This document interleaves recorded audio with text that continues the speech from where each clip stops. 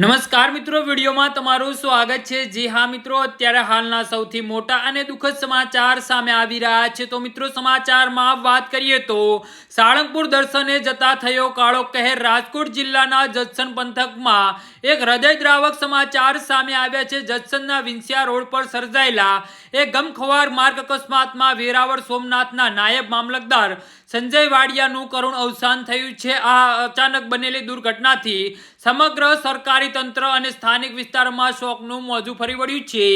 જી હા મિત્રો, અત્યારે હાલના સૌથી મોટા અને દુઃખદ સમાચાર સામે આવી રહ્યા છે। તો મિત્રો, સમાચારમાં વધુ વિગતવાર વાત કરીએ તો પ્રાપ્ત વિગતો અનુસાર નાયક મામલતદાર સંજય વાડિયા પ્રસિદ્ધ તીર્થધામ સાળંગપુર ખાતે આવેલા કષ્ટભંજન હનુમાનજીના દર્શન કરીને પોતાની કારમાં પરત ફરી રહ્યા હતા। રાત્રે અંદાજિત 12:30 વાગ્યાની આસપાસ જ્યારે તેમની કાર જંકશનના વિંછિયા રોડ પર આવેલી જલારામ જીનિંગ પાસે પસાર થઈ રહી હતી તે દરમિયાન અચાનક અનિયંત્રણ થઈને રોડની વચ્ચે આવેલા ડિવાઈડર સાથે જોરદાર રીતે અથડાઈ હતી।